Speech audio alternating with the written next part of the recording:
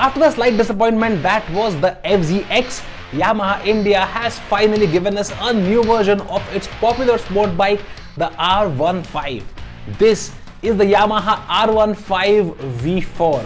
In fact, this is the global debut of this new R15, which means India is the first market where the version 4 has been launched. So, what's new with this baby super sport and what has stayed the same? But before we go any further, now would be a good time to click on that subscribe button and also hit that little bell icon, because we have a lot of two-wheeler videos coming your way, and believe me, you don't want to miss out on any of them. So what's new? Well, of course, the most obvious change is the design of this new R15. Now, it has been inspired by the likes of the Yamaha R7, and it ditches that front end design with its split LED headlights for a single bifunctional LED headlight that sits in the center of that air vent, and it's flanked by LED DRLs on either side. Even the side panels are new and have been inspired by the R7, and Yamaha says that these provide better aerodynamics when on the move. Now, while the tail itself is also new, it does look quite like the one on the outgoing R15 version 3 with its floating fin-like panels at the back.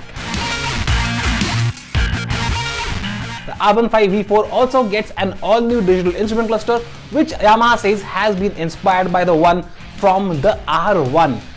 Now, it's of course only a single color unit, not a full color display, but it also gets Bluetooth connectivity, so you can connect this to your phone and you get the typical Y-Connect features on the app. And apart from that, once connected, it will also show you incoming call and message alerts, as well as the level of your mobile phone's battery on the display.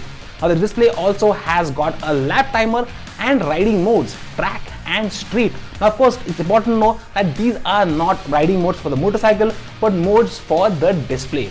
And there's also a new shift light in place, which we think looks like the one from the Triumph Daytona 675.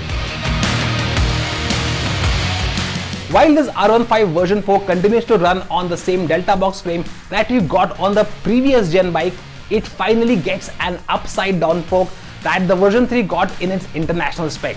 And this fork looks very tasty in its golden color indeed.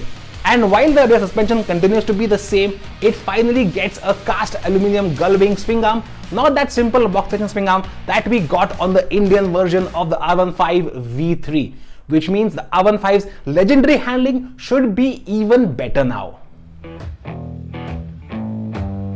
Now, the other big update for this R15 V4 is a traction control system. Now, while you suspect that this will be a fairly rudimentary system, the R15 will be the smallest capacity bike in India to get traction control. And there's also a quick shifter on offer. Of course, it's only for upshifts, not for downshifts. But it comes as standard on the racing blue color as well as the M version. And speaking of M, Yamaha is also offering this version 4 in an R15M variant, but unlike the R1M, which gets a lot of track specific equipment, this one only is an aesthetic upgrade. There are some new badges around the bike, as well as a different texture for the seat, and you get some grey color on the swing arm and the exhaust, and of course the front brake caliper is now painted golden on this R15M. Now, coming to things that have stayed the same, and the biggest one of those, of course, is the engine. This R15 version 4 still runs the same 155cc liquid cooled 4-valve single cylinder motor that gets variable valve actuation. And while torque has stayed the same, power seems to have reduced by a little bit, 0.2 PS to be precise, and why that's happened is still a bit of a mystery. And talking about other things that have stayed the same, it's still got the same brakes, discs at both ends, and dual channel ABS as standard. So while this is not a huge upgrade to the R15, Yamaha India seems to have fixed all the little things that were missing on the version 3, and so now in a sense the R15 feels like a lot more complete motorcycle. And the best part is you're not paying all that much extra for these upgrades. Prices start at rupees 1.68 lakh for the base metallic red variant, which is about 10,000 rupees more than the starting price of the version 3. And the prices get progressively more for each color option, with the most expensive being the MotoGP inspired Monster Energy livery that comes in at rupees 1.8 lakh ex-showroom. So what's your take on the R15 version 4? Do you think all these upgrades are worth the extra asking price? Drop your thoughts in the comments below, and of course don't forget to like, share and subscribe. I'm PD, you're watching ZigWheels, and as always, thank you so much for watching.